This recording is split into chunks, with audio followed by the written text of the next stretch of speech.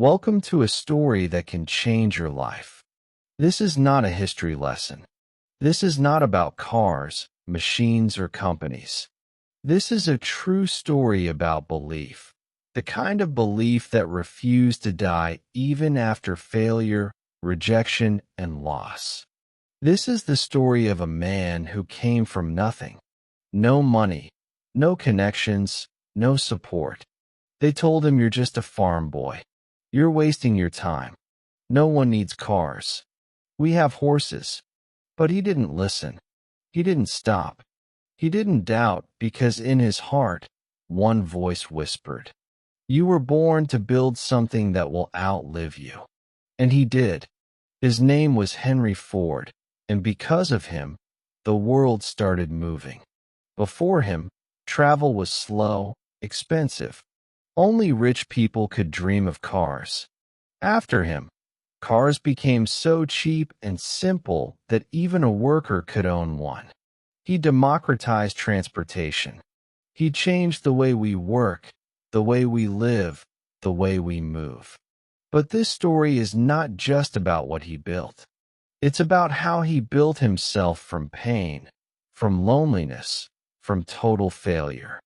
And if you stay with this story till the end, you will not only discover how Henry Ford became one of the most powerful men in history, you will also learn how to rebuild yourself with no excuses. And while you listen, you'll also be learning English, real English, story-based English, emotional English. This is the kind of English that sticks in your heart, not in grammar books. So don't just sit back. Open your mind. Open your heart. Because this is not just a story. This is a transformation. Part 1. The Boy Who Loved Machines, 1863 to 1880. Henry Ford was born on July 30th, 1863 in Greenfield Township, Michigan, USA. It was a quiet, simple village. No factories, no electricity, no noise. Only farms, fields, and family chores. His father, William Ford, was an Irish farmer. His mother, Mary Ford, was warm, strong, and kind. She held the family together. They had 6 children, and Henry was the first son. Their home was small but strong, built with wood, heated with fire, and surrounded by green. From the outside, Henry seemed like a regular farm boy. He woke up early, fed animals, carried water, collected eggs, cut wood. But deep inside, he felt different. He didn't enjoy feeding chickens. He didn't enjoy plowing the land. Why do we have to do everything by hand? Why is life so slow? There must be a better way. These questions didn't go away. They grew stronger every day. One summer afternoon, when Henry was just 12 years old, he saw something that changed his life forever.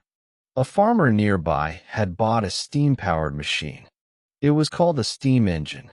It could do in minutes what a man took hours to do. It moved. It hissed. It roared. Metal parts clicked and danced like magic. Henry was shocked. It was no longer man working for hours. It was machine doing it in seconds. He ran towards it, touched it, watched it for hours. He was obsessed. From that moment, one thing was clear. I want to understand machines. I want to build them. I want to change the world with them. Henry started collecting old watches, scrap metal, and broken parts from anywhere he could. By age 15, he had built his own small steam engine model in a shed beside the house, completely on his own. His hands were dirty, his clothes were torn, but his eyes were full of light. When people saw it work, they were shocked. They said, "He's just a boy. How did he do this?" His father didn't understand. He wanted Henry to become a farmer, like every other son. But Henry's heart was clear. He didn't want to grow vegetables. He wanted to grow machines. When Henry was 13, the worst moment of his young life came. His mother, Mary, died. She was his protector, the only person who encouraged his machine dreams. He cried for days, refused to eat. He felt completely alone in a world that didn't understand him. But in that darkness, he remembered her words. Henry, don't ever stop following that light inside you. And he didn't. At 16 years old, Henry made a choice. He packed his small bag, said goodbye to his family farm, and walked away. He was not running from something. He was running toward something, toward a city, toward machines. Toward his future, he moved to Detroit, a fast-growing city full of factories, workshops, and innovation.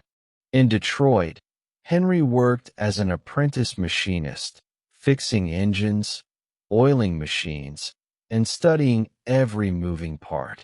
He worked 10 to 12 hours a day. He earned $2.50 a week, but he didn't care about money. At night, he didn't sleep. He read books about machines. He studied blueprints. He built small parts with his own hands. He didn't go to college. He didn't go to parties. He went to work. That's what built his mind. That's what shaped his destiny. Part 2. The first car, the first failure, and the fire inside 1880 to 1893. Detroit in the 1880s was loud. Smoke filled the skies.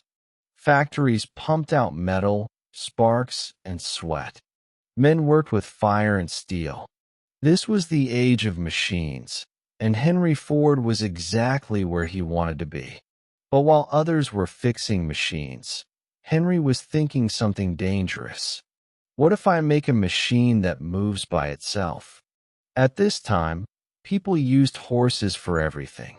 To carry people, goods, wood, food. If you wanted to travel, you needed a horse. If you were poor, you walked. And Henry looked at the world and thought, this is too slow, too expensive, too limited. He didn't just want to create a car, he wanted to create a new way of life. But in 1885, this idea was laughable. People said if man was meant to move fast, God would have given him wheels. Horseless vehicles. That's for the rich, not for workers. Engines are dangerous. They'll explode. But Henry didn't argue. He just started building. Henry worked full-time at Edison Illuminating Company. He was a top engineer, earning a better salary now. But after work, when others went home to rest, Henry went into a tiny shed behind his house and built his dream. He bought parts with his own money. Steel, screws, gears, tires, pipes. He worked until 2 or 3 in the morning. His hands were black with oil, his back hurt, his fingers bled, but his eyes were full of light. He called it the quadricycle, a 4-wheeled vehicle powered by a small gasoline engine. This car had, for bicycle wheels, a small ethanol-powered engine, a steering lever, not a wheel, a simple frame made of metal rods. It could carry 2 people and had no roof, no doors, and no reverse gear. It was not beautiful. It looked more like a motorized baby carriage, but it moved. He tested it in his yard. The engine started. It made noise, it coughed, and then it began to roll forward. Henry's hands shook. His heart beat faster. Tears came to his eyes. It moves, he whispered. It actually moves. June 4th, 1896. Henry was 32 years old. He and a friend pushed the quadricycle out of the shed, but it was too wide to pass through the door. So what did he do? He grabbed an axe and broke the wall of his shed. That's right. He literally destroyed his own garage to make way for his dream. Once the machine was out, he started it, and began his first ride on the streets of Detroit. People stared. Some laughed, others screamed. Dogs barked, horses panicked, children ran. But the car kept going 20 miles per hour. It was noisy. It was shaky, but it was history. Henry Ford had built and driven one of America's first gasoline-powered vehicles. Later that year, Henry was invited to a private dinner. Among the guests, Thomas Edison, the most famous inventor in the world. Henry explained his idea, a cheap car that anyone could buy, a vehicle for the common man. Edison slammed the table with excitement. He spoke, "Young man, that's the thing. Keep at it. Electric cars are too heavy. Your gas-powered car is the future. You've got it." That night, Henry didn't sleep. Edison's words were fuel. In 1899, Henry raised money from investors and started his first company, the Detroit Automobile Company. Now he had a factory, employees, machines. It looked like success, but the company was a disaster. Why? The cars were too expensive. They broke easily. Production was slow. Henry kept changing designs to make them better, and the investors got angry. After just 18 months, the company shut down. People said, "We told you he's a dreamer, not a businessman." Henry was humiliated. He had no job, no company, no car. Most people would give up, but Henry Ford was not most people. He didn't quit. He went back to his garage. No investors, no workers, no fancy tools. Just him and the burning desire to try again. He studied what went wrong. He simplified the design. He rebuilt the engine. He imagined a new company, one that would build fast, strong, simple cars, not complicated machines. He started working on a new project, the 999, a racing car. To get attention, Henry decided to build the fastest car in America. He designed the 999, a giant red monster with 80 horsepower and no hood, just fire, pipes, and power. In 1901, at a racetrack near Detroit, the 999 destroyed the competition. It beat every car. It became a legend. Suddenly, newspapers started calling him the wizard of the car world. Investors came back, support returned, and Henry Ford was ready. This time, he would not fail. He had a new vision, a new company, and a new plan to build the car that would change the world. Henry Ford had failed once, but instead of crying, complaining, or quitting, he rebuilt himself. And now, with the success of his racing car, the 999, investors were begging to work with him again. But Henry had changed. This time he had one clear mission. "I will not build cars for the rich. I will build cars for the people." On June 16, 1903, Henry and 11 investors created a new company, Ford Motor Company, the starting money. $28,000 from investors, not from Henry himself. Headquarters, a rented building on Mack Avenue in Detroit. Employees, just a handful of mechanics and dreamers. Henry was the vice president and chief engineer.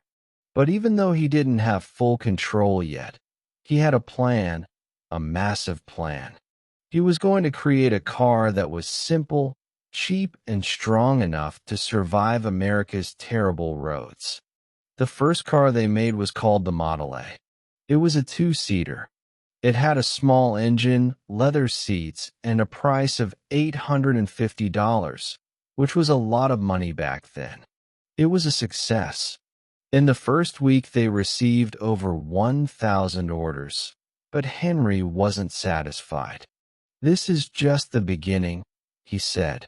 "I will build something better, something the world has never seen. So he kept improving. He made Model B, Model CDF, and more. Each car was stronger, faster, and more reliable. But Henry still wasn't happy. Why? Because the price was still too high. In secret, Henry worked day and night on a new idea. He wanted to build a car that would last for years, drive on rough, muddy American roads, be easy to repair, be affordable, even for factory workers. This dream became his obsession.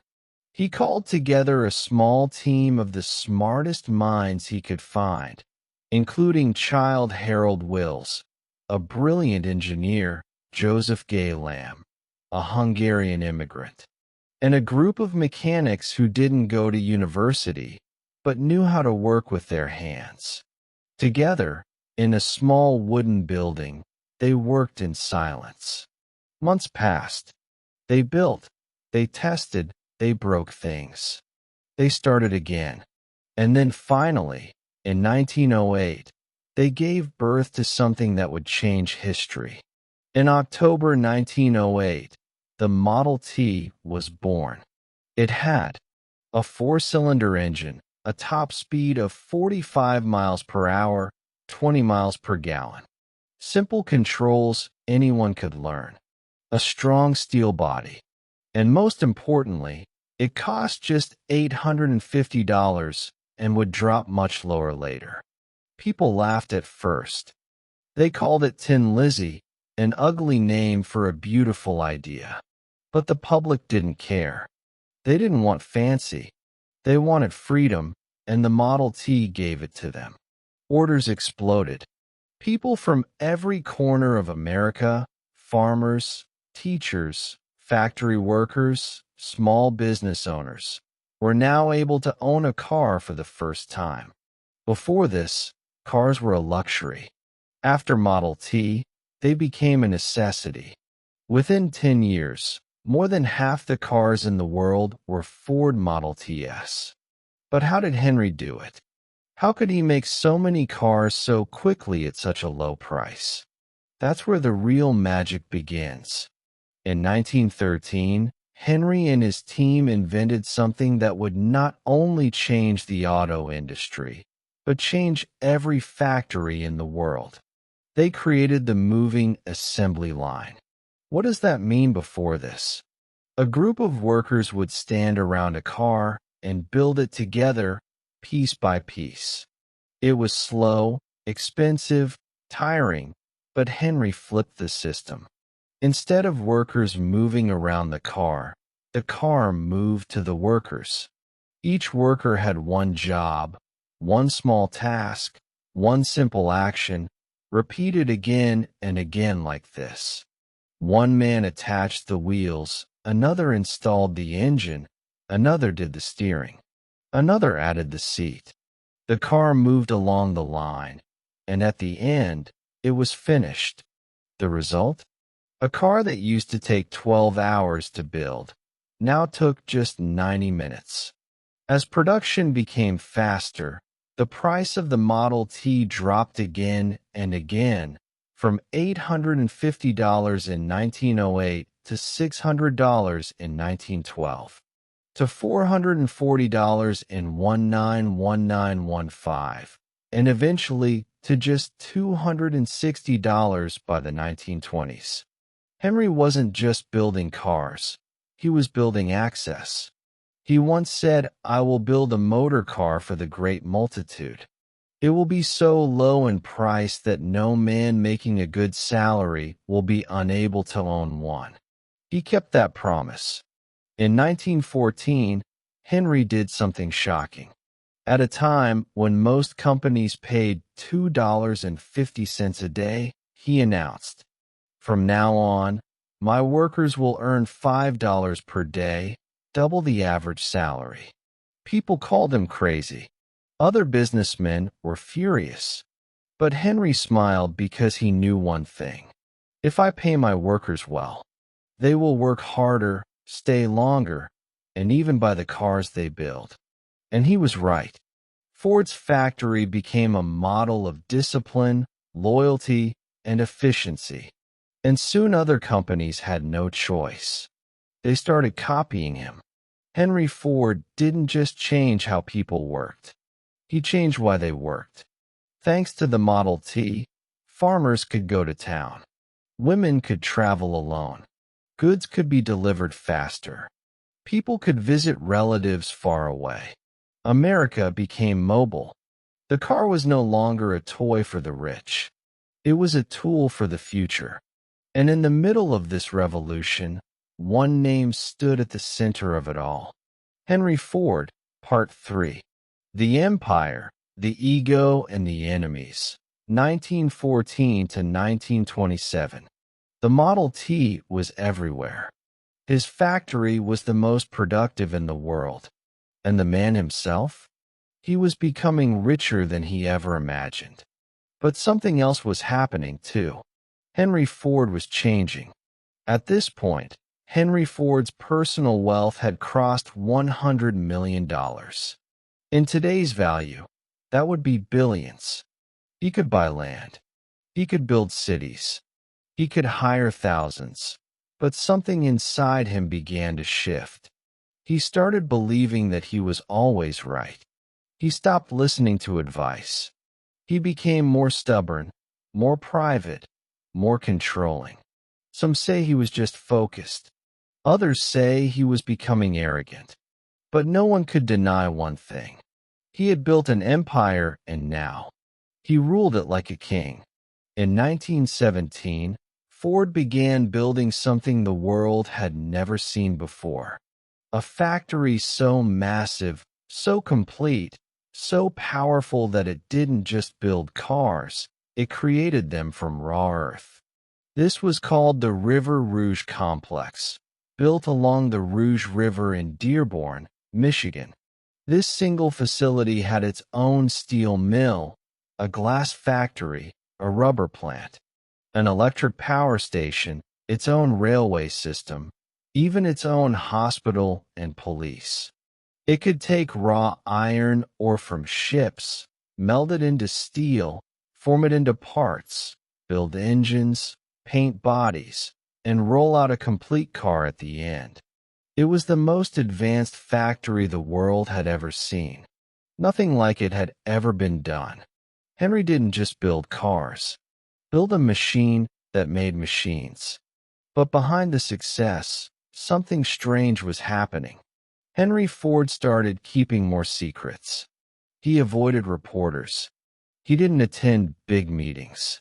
He stopped dressing fancy. He became very quiet and started writing his own personal newspaper called the Dearborn Independent in it. He shared his opinions on the world, business, and society. Some of those ideas were controversial and even dangerous. His mind was brilliant, but also complicated. He believed in hard work. He hated bankers and Wall Street. He wanted peace in the world, but sometimes his words sounded bitter, angry, and full of judgment. People began to whisper, "Is he just a genius? Or is he becoming something darker?" Around this time, Henry faced a powerful legal battle. Two of his original investors, John and Horace Dodge, had helped him in the early days. But now they were angry. They believed Ford was keeping too much money for himself. They believed he wasn't respecting their shares in the company. So, they took him to court. The case became public. Newspapers loved it. For months, America watched the courtroom drama. Henry Ford, the working man's hero versus the Dodge brothers, the bold businessman. Finally, in 1919, the court ruled in favor of the Dodge brothers. Ford had to pay them millions of dollars. But instead of being defeated, Henry did something shocking. He said, "Fine. If the court says I have to treat my investors fairly, then I'll get rid of my investors." Henry and his son, Edsel Ford, made a bold plan. They would buy every single share of Ford Motor Company. They would take it completely private. No more stockholders, no more boardrooms, only Henry. In just a few months, they bought out every investor, including the Dodge brothers. The price? Over $100 million. But now the company belonged 100% to the Ford family. Henry was no longer just a car maker. He was now the king of his own kingdom. By now, Henry's only son, Edsel, had grown into a smart, soft-spoken man. He was different from his father, gentle, artistic, and modern. Edsel loved elegant car design. He wanted to build faster, more beautiful cars.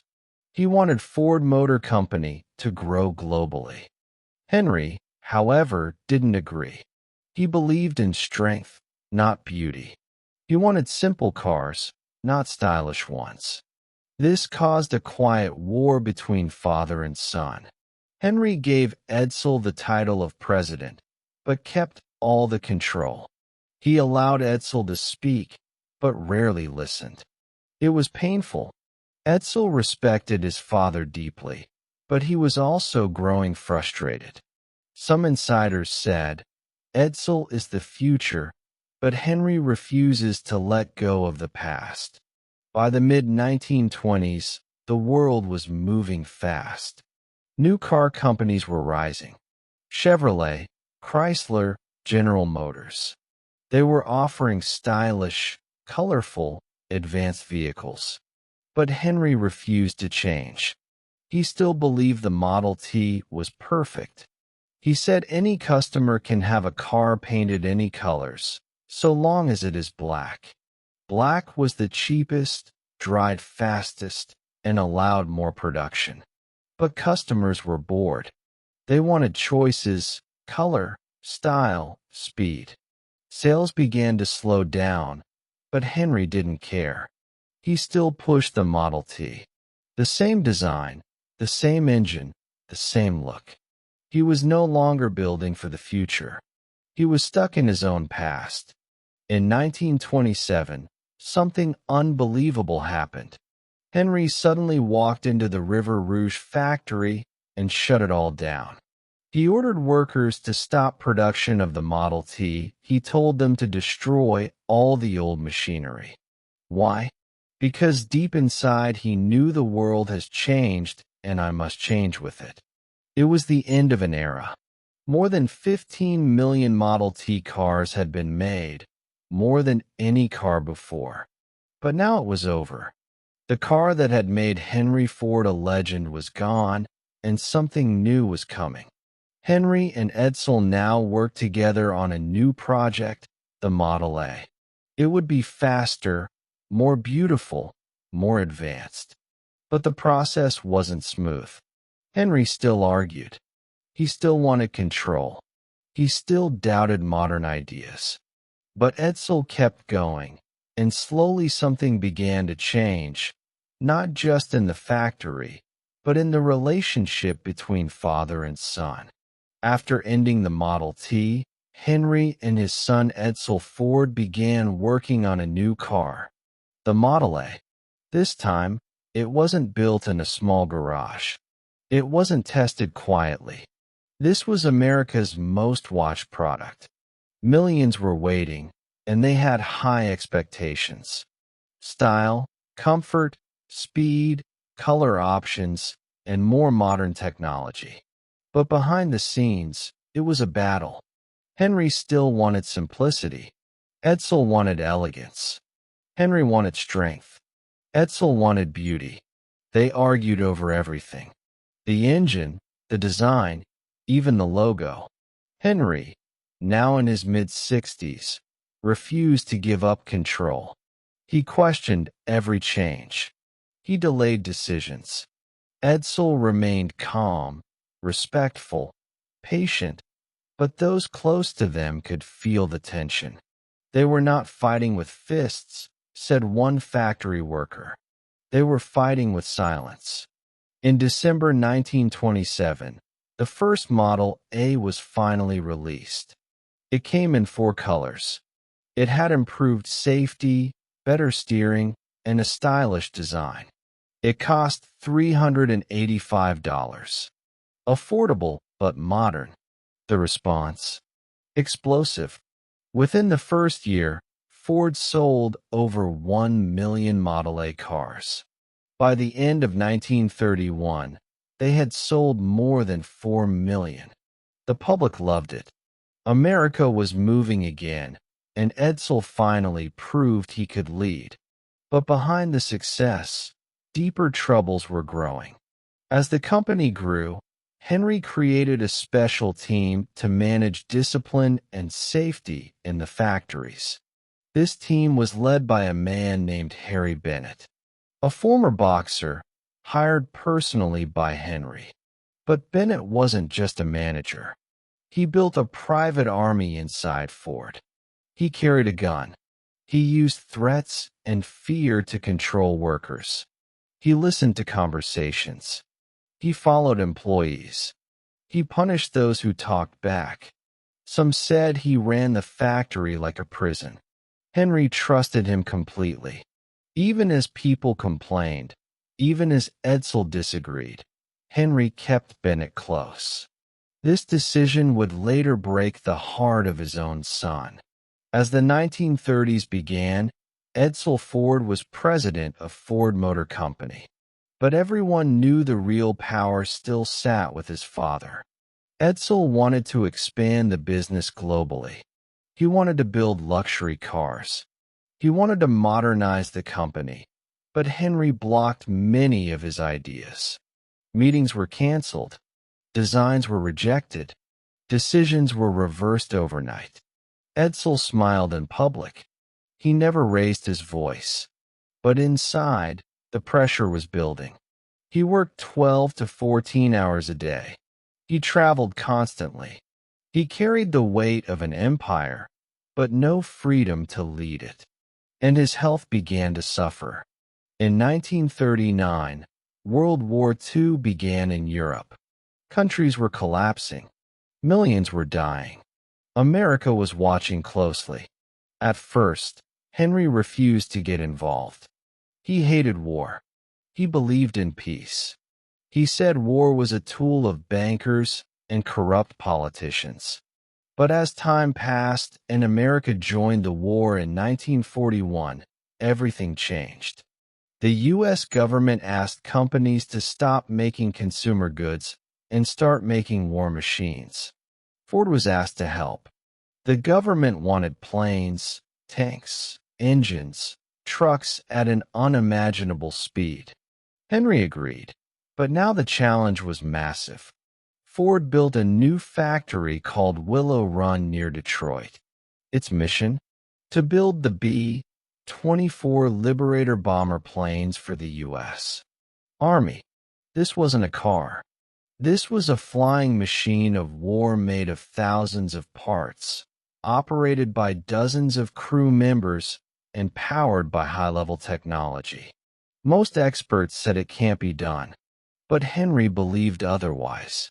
Willow Run became the largest aircraft factory in the world, and by 1944, it was producing a new bomber every hour. This was a miracle of American industry. Ford had once put the world on wheels. Now he was putting wings on those wheels. But while the world celebrated, at home, the Ford family was facing its greatest pain. Years of pressure had broken Edsel's body. He had stomach ulcers. He was exhausted. He was emotionally crushed from constantly being overruled by his father and bullied by Harry Bennett. He tried to stay strong for the company. He smiled at meetings. He managed factories. But inside, he was collapsing. In May 1943, at the age of just 49, Edsel Ford died of stomach cancer and complications. The news shocked the nation. People wept. Workers stood in silence. Flags flew at half-mast, but no one cried more than Henry Ford. His only son, his blood, his partner, his hope for the future was gone.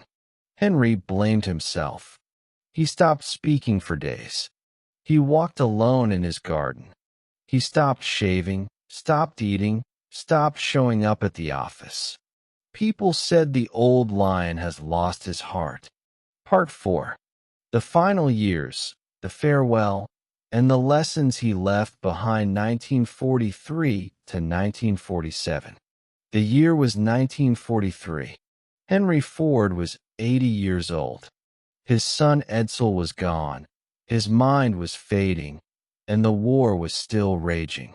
The world that Henry once ruled, the world he once created with his own two hands, was now moving faster than him. But even as age, loss, and silence surrounded him, Henry Ford had one final role to play, and that role was letting go.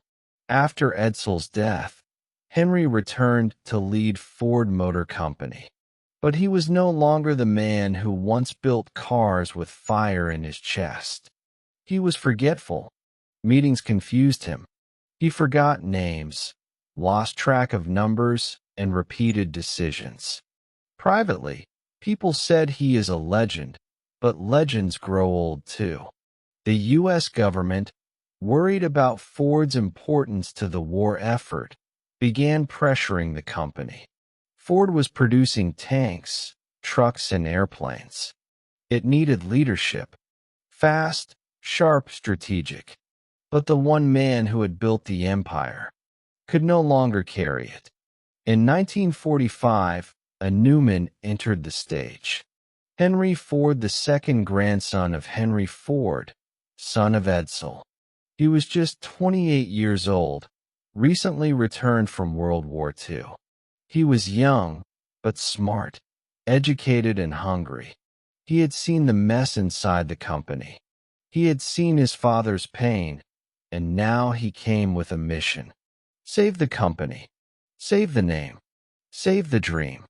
Henry Ford, the old lion, was reluctant at first, but after weeks of discussion, pressure from the U.S. government, and the Ford family, he finally agreed.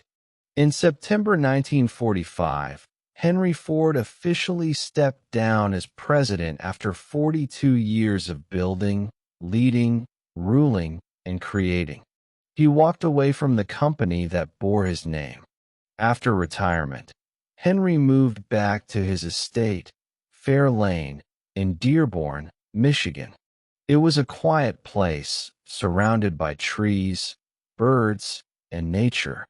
The man who once built the loudest machines in history now spent his days in silence. He walked in his garden. He fed the birds. He sat by the window and read letters. Sometimes workers would see him walking through the old Ford factory slowly, carefully, watching the machines he once gave life to. He didn't speak much. He didn't smile much. But he was present in the place where it all began. At Fairlane, everything reminded him of the past, the small toolbox he once used as a boy, the chair where Edsel sat with him during summer afternoons. The letters from inventors and presidents now kept in drawers, the Model T parked in his garage, untouched, quiet, legendary. But perhaps the loudest silence in the house was the absence of Edsel. Some said Henry never fully forgave himself, that he blamed his pressure, his stubbornness, his pride for pushing Edsel too hard. He never said those words. But he didn't have to.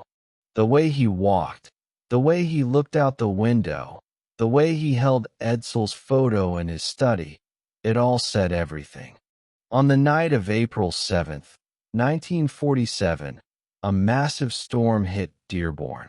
Lightning lit up the sky. Rain poured hard. That night, the power went out across the city. In Fairlane, Henry Ford sat by a small candle. No electricity, just firelight, the way it was when he was a boy.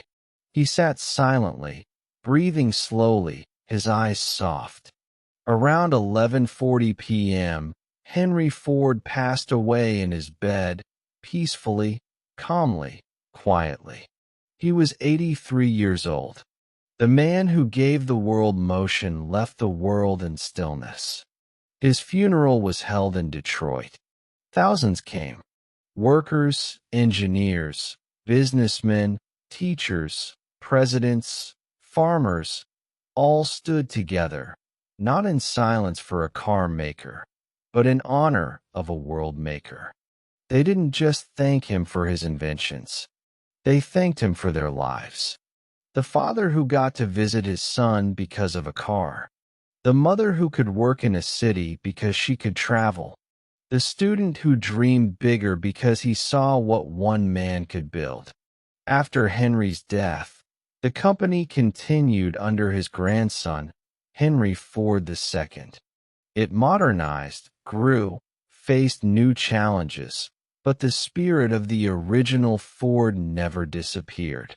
Today, Ford Motor Company is one of the most recognized companies on Earth, with factories in dozens of countries. Millions of vehicles and a name that still means power, progress, and passion. But more than cars, more than money, more than buildings, Henry Ford left behind a mindset, a blueprint for belief. Now let's talk about what you can learn from his extraordinary life. Here are 12 powerful lessons that can change your future. 1. Dreams start small, but they don't stay small. He started in a farm shed, but because he believed, the world changed. Never underestimate the power of a small beginning. 2. If you can't find a path, build one. There were no car companies, no mentors, so he became his own guide. If the world doesn't give you a way, make one. 3. Work in silence. Let results make the noise. Henry built alone, failed alone, but when his engine moved, the world listened. For failure is the cost of building something great. His first company failed, his ideas were rejected, but every failure was a step. 5. Build for the people, not for the praise. He didn't make cars for kings, he made them for common people, and that's why they made him unforgettable. 6. Stubbornness can build or destroy. It made him great, but it also cost him his son. Know when to hold on and when to let go. 7. Systems create freedom. His biggest invention wasn't the car. It was the assembly line, a system that made mass progress possible. 8. Pay people well. They will build your dreams.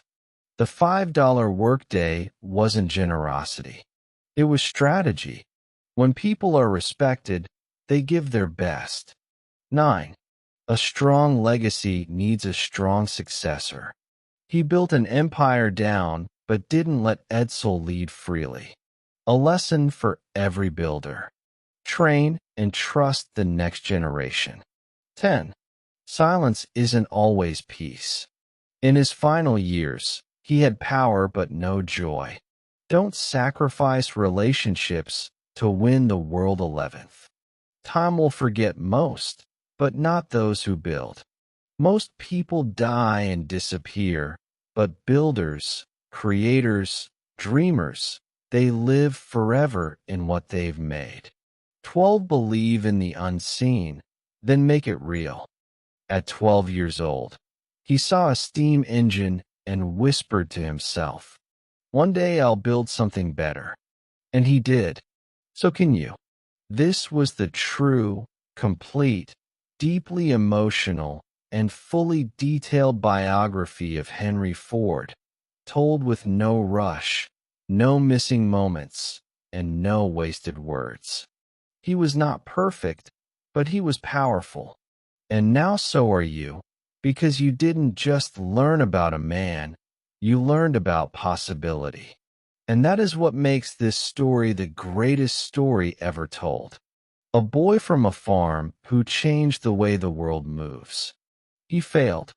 He fell. He lost. But he never gave up. If he could build a global legacy with just a dream and his two hands, Imagine what you can build. Thank you for staying with us till the end.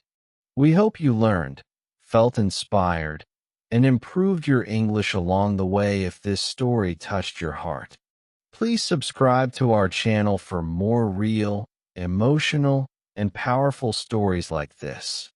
Until next time, keep dreaming, keep building, and never stop believing.